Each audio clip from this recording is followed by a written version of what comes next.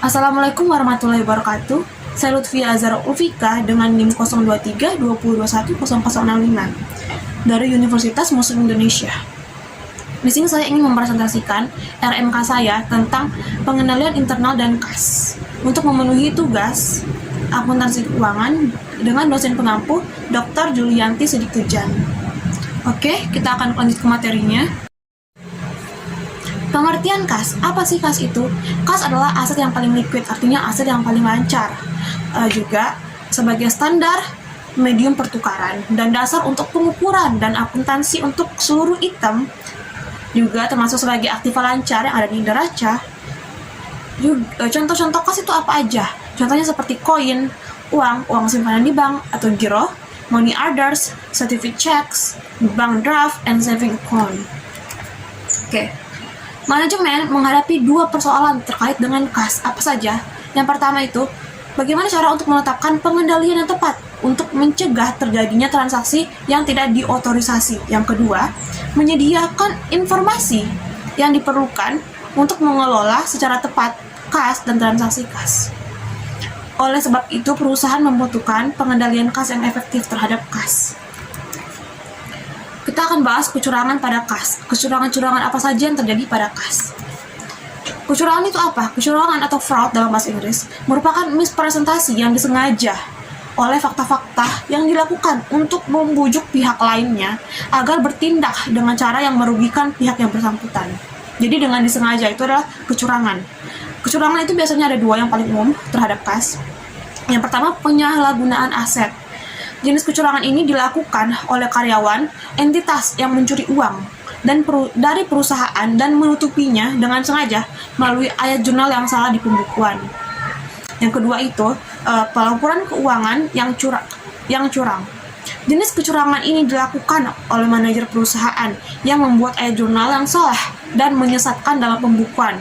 Dan ini akan membuat hasil keuangan perusahaan tampak lebih baik dari yang sebenarnya.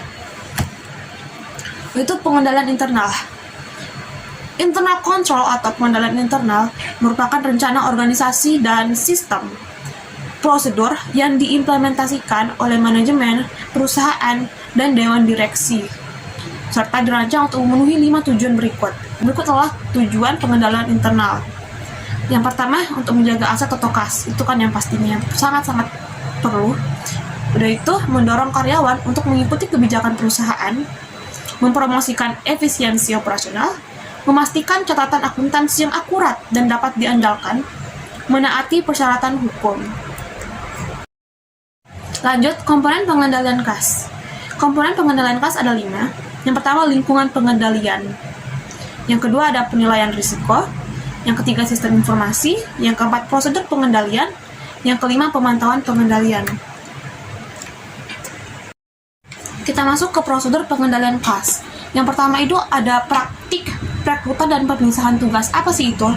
Praktik perekrutan dan pemisahan tugas yang cerdik adalah pemeriksaan latar belakang yang harus dilaksanakan terhadap pelamar pekerja. Dalam memproses transaksi, manajemen yang cerdik akan memisahkan 3 tugas, yaitu penanganan aset, penyimpanan catatan, dan persetujuan transaksi. Jadi harus dipisah-pisahkan agar tidak seperti satu orang yang salah itu akan semuanya salah. Tidak, kita harus mengendalikan kas dengan memisahkan 3 pekerjaan ini. Jadi kita akan mengetahui di mana letak salahnya atau permasalahan dan yang mana yang membuat kecurangan. Yang kedua ada memonitor perbandingan dan ketaatan. Salah satu alat yang efektif untuk memonitor ketaatan terhadap kebijakan manajemen adalah rencana penggunaan anggaran operasional dengan anggaran kas. Yang ketiga, catatan yang memadai. Catatan akuntansi menyediakan rincian tentang transaksi bisnis. Yang keempat, akses yang terbatas. Untuk memisahkan tugas tambahan, kebijakan perusahaan harus membatasi akses ke aset hanya pada orang atau departemen yang memiliki tanggung jawab kustodia. Yang kelima, persetujuan yang tepat. Jadi, tidak ada transaksi yang boleh diproses tanpa persetujuan dari manajemen. Jadi, harus minta izin dulu ke manajemen nih. Jadi, kalau misalnya ada orang yang tidak mengikuti perintah manajemen atau dari direkturnya, berarti mereka akan bisa membuat kecurangan. Yang keenam adalah teknologi informasi. Oke, sekian dari saya. Terima kasih. sudah menonton. Assalamualaikum warahmatullahi wabarakatuh.